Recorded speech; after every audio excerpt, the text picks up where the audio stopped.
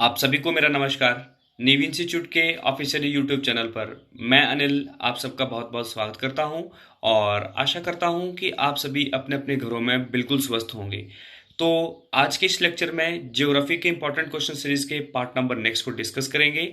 इससे पहले सभी स्टूडेंट के लिए एक मैसेज, जो अभी हमारे सामने लॉकडाउन का समय है उसको सबने बढ़िया से यूटिलाइज करना है। मतलब कि जो हमारी रेगुलर क्लासेस के अकॉर्डिंग स्टडी चल रही थी उसको आपने वैसे ही बना के रखना है। अपना जो एनवायरनमेंट है वो स्टडी से बना के ही रखना है। अगर हम एक बार उस माहौल को छोड़ देते हैं तो दोबारा हम जीरो पे आ जाते हैं। तो इस चीज से सबने बचना है। और आपको यहाँ से हर दिन एक वीडियो लेक्चर्स प्रोवाइड किया जाता है। आपका काम क्या बनता है कि उसको बढ़िया तरीके से तैयार करें और जो भी आपको चीजें करवाई गई हैं उनका बढ़िया से रिवीजन करते चलें। और आने वाले समय में कोशिश की जा रही कि जो आपके पास वीडियो की क्वांटिटी है उसको दिन में 2 कर दिया जाए। पर आप सबका काम यही है कि आप इन चीजों को बढ़िया से तैयार करके रखो। तो ज्यादा समय इस चीज के ऊपर नहीं, अपने पहले प्रश्न की तरफ मूव करते हैं। कौन सी जल संधि भूमध्य सागर को अटलांटिक महासागर से जोड़ती है? इसका जो बिल्कुल सही आंसर है वो आपके पास है ऑप्शन नंबर सी। अब इस क्वेश्चन को यहां पे समझ लो। मान लो ये हमारा पृथ्वी है, ये हमारा गोला जहां पे हम रहते हैं जिसको हम बोलते हैं अर्थ। इसमें ये जो आपके पास है ये एशिया है, यहां पे आपके पास क्या है यूरोप। यूरोप के नीचे आपके पास क्या है अफ्रीका कॉन्टिनेंट। क्लियर है चीजें। अब बोला जाता है कि ये जो पानी वाला हिस्सा है ना इसको बोला जाता है क्या इसको मेडिटेरियन सी बोला जाता है, जिसको हम हिंदी में बोलते हैं भूमध्य सागर। और यहाँ पे जो पानी वाला हिस्सा है इसको हम क्या नाम देते हैं? अटलांटिक महासागर। तो अटलांटिक महासागर ये हुआ और भूमध्य सागर आपके पास ये हुआ।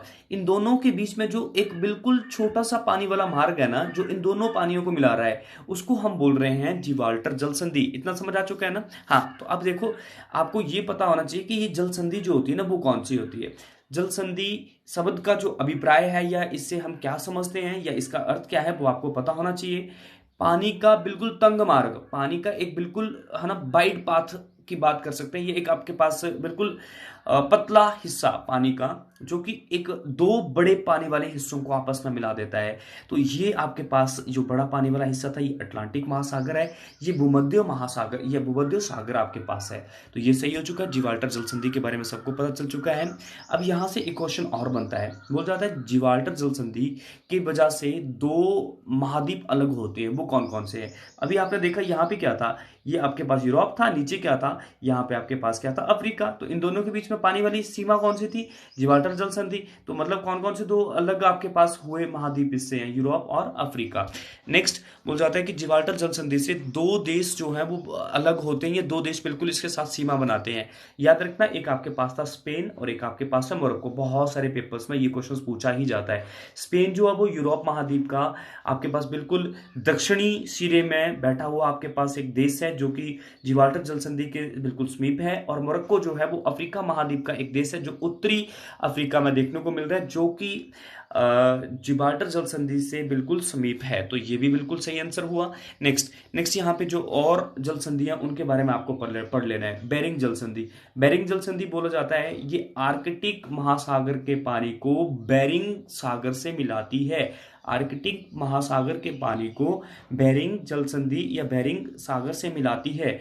यही वो जल संधि है ना जो एशिया महाद्वीप को अमेरिका से अलग करती है ना? तो ये चीज आपको पता होनी चाहिए। नेक्स्ट, अगर मैं पाक जल संधि की बात करूं, ये पाक जल संधि क्या है पता है सबको, है ना?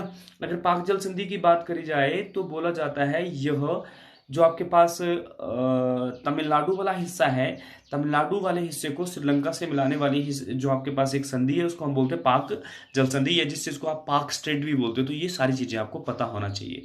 नेक्स्ट, कौन सा देश जलवायु और जैव विविधता आपातकाल की घोषणा करने वाला दूसरा देश बन गया है?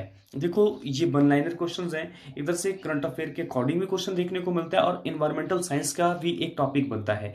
देखो, जलवायु या मतलब क्लाइमेट की बात करी जाए और यहाँ पे जैव विविधता की बात करी जा रही है, बायोडाइवर्सिटी की बात करी जा रही है।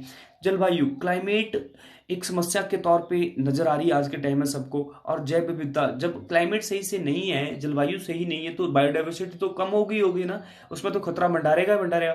तो यहाँ पे हो जाता है आपातकाल की घोषणा करने वाला दूसरा देश कौन बना है इस टॉपिक के ऊपर। वन लाइनर है, आपको कुछ ज्यादा नहीं याद रखना है, आयरलैंड दूसरा बना हुआ है। कौन बना है दूसरा? आयरलैंड। ये 2019 की बातें हो रही हैं पर हमारे लिए इंपॉर्टेंट है। अगर आपसे पूछा जाए नंबर 1 पे कौन बना था, तो आपने याद रखना है ब्रिटेन। ब्रिटेन ने सबसे पहले नेशनल इमरजेंसी डिक्लेयर करी थी किसके ऊपर? जलवायु और जैव विविधता के ऊपर। और आयरलैंड है नंबर 2 पे। नेक्स्ट, सलाल परियोजना का निर्माण किस नदी पर किया गया है? एक आपके पास सलाल प्रोजेक्ट है ना। तो बोला जाता है ये जो सलाल प्रोजेक्ट है ये किस नदी पे बनाया गया एक प्रोजेक्ट है? इसका जो बिल्कुल सही आंसर है वो आपके पास है चिनाब। तो यहां से हमें क्या पता चलता है, जो आपके पास हाइड्रो प्रोजेक्ट्स वाला टॉपिक है उसको आपने बढ़िया से प्रिपेयर करना है। सलाल प्रोजेक्ट है ना। अगर मैं आपसे एक क्वेश्चन पूछूं, जैसे आपके पास एक है नागार्जुन सागर। नागार्जुन सागर जो बांध है, ये जो प्रोजेक्ट है वो कहाँ पे है, किस नदी पे है? आपने मेरे को नीचे कमेंट सेक्शन में लिख के देना है। नेक्स्ट, भारत और श्रीलंका के बीच में एक द्वीप है, इंपॉर्टेंट है। इंडिया, आपको पता है ये इंडिया है, यहां जैसे आपके पास क्या है श्रीलंका। इन दोनों के बीच में ना एक आइलैंड है जो हमारे लिए इंपॉर्टेंट है। तो आपको तो ये पहले पता होना चाहिए, ये जो पानी वाला हिस्सा है ना श्रीलंका और इंडिया के बीच में, इसको क्या बोला जाता है? एक तो इसको मन्नार की खाड़ी बोला जाता है, दूसरा इसे पाक स्टेट बोला जाता है। अभी देखा ना हमने, एक इसे मन्नार की खाड़ी बोला जाता है और इसको एक क्या बोला जाता है? पाक स्टेट, जो कि श्रीलंका को भारत से टच करता है, ये भारत को श्रीलंका से टच करता है। तो यहाँ जो हमारा मन्नार की खाड़ी है, मन्नार की खाड़ी में ही आपके पास एक आइलैंड है, जिस आइलैंड का आपके पास नाम जो है वो है ऑप्शन नंबर सी, बोला गया कच्छ तीबू। कच्छ तीबू, क अदच पुरच त बड़ी की मात्रा, वो ऊ की मात्रा, कच्छ तीबू। तो ये सही हो गया है। नेक्स्ट आपके पास था छत्तीसगढ़ के किस जलप्रपात को भारत का नियाग्रा भी कहा जाता है? Most important question, one liner question है। देखो, अगर हम ज्योग्राफी पे सही तरीके से पकड़ बनाना चाहते हैं ना, तो इसमें जो भी आपके पास क्वेश्चन पूछे जाते हैं उनको रट लो। वैसे तो मैं समझाता हूं आपको, पर आपने क्या करना है उसको बढ़िया से रट भी लेना है ना, मतलब समझ के बिल्कुल एकदम खा जाना है उनको। हाँ, छत्तीसगढ़ के किस जलप्रपात को भारत का नियाग्रा भी कहा जाता है? एक वाटरफॉल है ना जिसे भारत का नियाग्रा कहा जाता है। वाटरफॉल का मतलब होता है झरना, तो उसका नाम आपके पास है चित्रकूट। क्या नाम है? चित्रकूट झरना। ये सही हो चुका है। अगर आपसे कभी पूछा जाए दूध सागर, ये दूध सागर जो आपके पास एक झरना है वो कहाँ पे है? याद रखना गोवा। अगर हेवे की बात करी जाए, ये आपके पास है कर्नाटका। कहाँ पे है ये? कर्नाटका। क्लियर है ये चीजें? हाँ, तो नेक्स्ट आपके पास था, बोला गया गारो पहाड़ी किस राज्य में स्थित है? गारो, देखो गारो की बात करेंगे, गारो एक जनजाति भी है ना, ट्राइब भी है। तो याद रखो, एक गारो खासी जनती, गारो खासी जनती, 3 आपके पास पहाड़ियां जो कि मेघालय राज्य से संबंध रखती है, और इन्हीं पहाड़ियों पर रहने वाले लोगों को वहां की ट्राइब माना जाता है। जैसे गारो पे जो आपके पास लोग रहते हैं उनको बोल जाएगा गारो जनजाति, खासी पे जो आपके पास लोग रहेंगे उनको बोल जाएगा खासी जनजाति। तो ये आपके पास इंपॉर्टेंट था। अब इंपॉर्टेंट क्वेश्चन इससे और भी बनता है, विश्व में सबसे ज्यादा वर्षा कहाँ पे होती है? वो होती है भारत में, और वो कौन से राज्य में होती है? वो भी आपके पास बिल्कुल सही आंसर जो है वो मेघालय।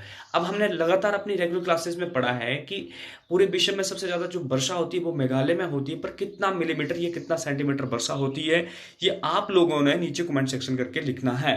नेक्स्ट, हिमाचल प्रदेश में स्थित महाराणा प्रताप सागर जलाशय को किस नाम से जाना जाता है? Most important question, Himachal Pradesh से आपसे क्वेश्चन पूछा गया था एक पेपर में।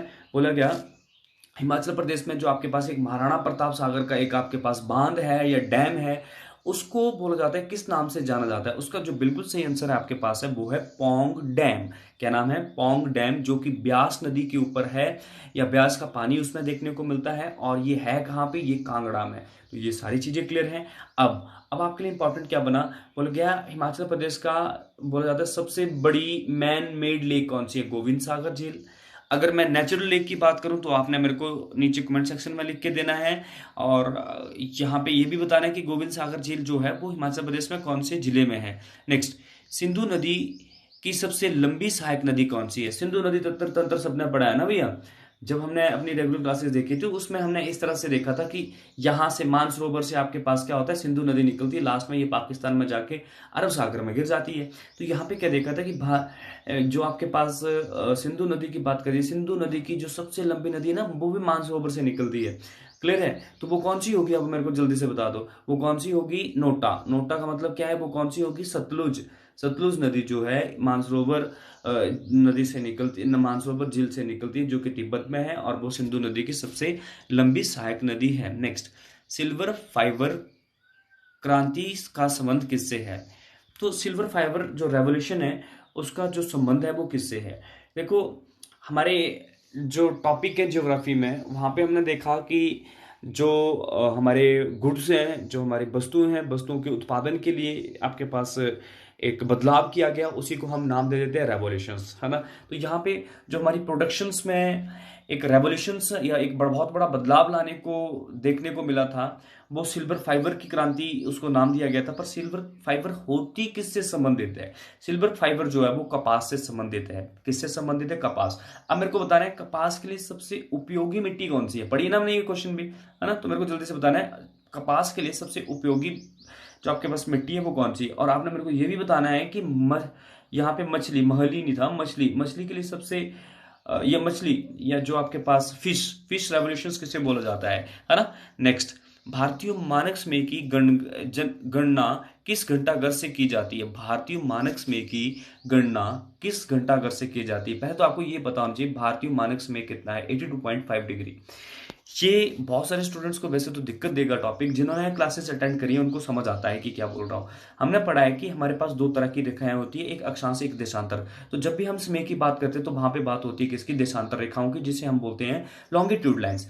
तो इंडिया यहाँ जैसे आपके पास बसा हुआ है, यहाँ पे इंडिया है, इंडिया के बीचों बीच जो आपके पास एक लाइन जाती है ना, वो आपके पास है 82.5 डिग्री। कितने डिग्री पे है? 82.5 डिग्री। और इसी को इंडिया की स्टैंडर्ड टाइम लाइन बोला जाता है। तो भारतीय मानक समय कितना है? 82.5 डिग्री, है ना? लॉन्गिट्यूड्स अपना याद रखना है। तो बोल जाता है ये 82.5 डिग्री है कहाँ पे? जहां पे बिल्कुल ये उसको स्पर्श करती है। तो बोल जाता है उत्तर प्रदेश में एक आपके पास जिला है इलाहाबाद, और वहां पे आपके पास एक क्षेत्र नाम है मिर्जापुर। मिर्जापुर में एक घंटाघर मान सकते हो, ये वहां से इसकी जो आपके पास गणना है वो की जाती है। तो मिर्जापुर आपको बिल्कुल पता होना चाहिए। और एक और शब्द इससे जुड़ा हुआ है, नैनी। नैनी इलाहाबाद में एक आपके पास क्या है? एक उत्तर प्रदेश में एक जिला है, नाम है इलाहाबाद। इलाहाबाद में एक शहर है, नाम है मिर्जापुर। और मिर्जापुर शहर में एक आपके पास क्षेत्र नाम है नैनी। वहां पे भारत की जो समय रेखा है वो बिल्कुल पूर्ण रूप से स्पर्श की होती है। नेक्स्ट, भारत में नीली क्रांति का जनक किसे माना जाता है? देखो भाई, ब्लू रेवोल्यूशंस की बात करें ना, मछली से संबंधित आपके पास ब्लू रेवोल्यूशंस थी। अब बोल जाता है इसका जो बिल्कुल सही आंसर है वो है हीरालाल चौधरी। क्या नाम है? हीरालाल चौधरी। अब आपको ये पता है बर्गिस कुरियन, बर्गिस कुरियन किसके लिए आपके पास, किस रेवोल्यूशंस के लिए जाने जाते हैं? White revolutions. किसके लिए जाने जाते हैं? ये व्हाइट रेवोल्यूशंस। MS स्वामीनाथन किसके लिए जाने जाते हैं? ग्रीन रेवोल्यूशंस के लिए। क्लियर है? तो ये सभी चीजें आपके लिए इंपॉर्टेंट थी। अब मेरे को आपने बताना है कि ये बर्गिस कुरियन व्हाइट रेवोल्यूशंस मैंने बता दिया, पर यहाँ पे कौन सा उत्पादन था वो आपने मेरे को लिख के देना है ना? नेक्स्ट, प्रश्न नंबर 12 था, बोला गया डुगोंग किस जैव मंडल संरक्षण क्षेत्र का प्रमुख जीव है? एक जीव जिसका नाम है डुगोंग, DUGONG। ये आपके पास एक जीव है, एक एनिमल है। तो बोल जाता है ये कहाँ पे पाया जाता है? ये मन्नार की खाड़ी में पाया जाता है। तो बोला गया कि डुगोंग को किस और नाम से जाना जाता है? डुगोंग को याद रखना है, इसको सी काऊ भी बोला जाता है। सी काऊ मतलब समुद्री गाय भी इसे बोला जाता है, जो कि मन्नार की खाड़ी जो आपके पास एक जैवमंडल संरक्षण है वहां पे आपको देखने को मिलता है। अच्छा, आपने मेरे को बताना है जो भारत का पहला बायोस्फीयर रिजर्व है ना, वो कौन सा है? वो आपने मेरे को लिख के देना है नीचे कमेंट सेक्शन में। हम पढ़ चुके हैं इस क्वेश्चन के बारे में भी। नेक्स्ट, भारत में स्टील प्लांट संबंधित सही चुने। बोला गया भारत में जो स्टील प्लांट्स है ना, उनसे संबंधित जो आपके पास नीचे ऑप्शंस हैं उनको सही चुने। तो ये बोला जाता है, अगर मैं सेलम की बात करूं, SALEM, सेलम तमिलनाडु में है। बिल्कुल भाई, सेलम प्लांट जो है, सेलम जो आपके पास एक प्लांट है वो तमिलनाडु में ही है। दुर्गापुर की बात करी जाती है, ये पश्चिम बंगाल में ही है। राउरकेला उड़ीसा में ही है। बोकारो झारखंड में ही है। तो इसका जो बिल्कुल सही आंसर है वो सारे के सारे आपके पास ठीक हैं। तो ये आपको पढ़ने हैं, मैंने तभी इसको बढ़िया से अरेंज करके रखा है। सेलम स्टील प्लांट कहाँ पे? तमिलनाडु। दुर्गापुर कहाँ पे? पश्चिम बंगाल। राउरकेला कहाँ पे है? वो उड़ीसा में। और अगर मैं बोकारो की बात करूं वो कहाँ पे है? झारखंड में। नेक्स्ट, बक बक नेशनल पार्क किस राज्य में स्थित है? ब्लैक बक की बात करें, ब्लैक बक नेशनल पार्क किस राज्य में स्थित है, उसका जो बिल्कुल सही आंसर है वो है गुजरात। अगर गुजरात की बात करी जाए, गुजरात में एक और मोस्ट फेमस एक नेशनल पार्क है जिसका नाम है गिर नेशनल पार्क। क्या नाम है? गिर नेशनल पार्क। उसके बाद असम में जो आपके पास प्रसिद्ध या फेमस नेशनल पार्क है वो आपने मेरे को नीचे लिख के देने हैं। नेक्स्ट, मेघा या मुग्गा रेशम, मुग्गा रेशम किस राज्य में देखने को मिलता है? मुग्गा रेशम एक स्पेशल टाइप का आपके पास सिल्क है जो कि आपके पास असम में देखने को मिलता है। ऑप्शन नंबर सी इसका बिल्कुल राइट है, असम। बोला गया मुग्गा रेशम किस राज्य में देखने को मिलता है? असम में। अब देखो यहाँ पे आपसे दो क्वेश्चंस और बनते हैं इसके अकॉर्डिंग। भारत में जो सिल्क उत्पादक सबसे बड़ा राज्य है, सबसे ज्यादा जो रेशम का उत्पादन किया जाता है वो कहाँ पे किया जाता है? याद रखना, कर्नाटका में सबसे ज्यादा जो हमें रेशम देखने को मिलता है, सिल्क देखने को मिलता है, वो आपके पास कौन सा है? कर्नाटका। आपसे एक और क्वेश्चन पूछा जाता है कि सबसे हाई क्वालिटी का जो आपके पास सिल्क होता है वो कौन सा होता है? वो आपके पास होता है मलवेरी, MULVERY, मलवरी सिल्क की बात करी जाती है। ये आपको फिर से क्वेश्चन ध्यान में रखना है।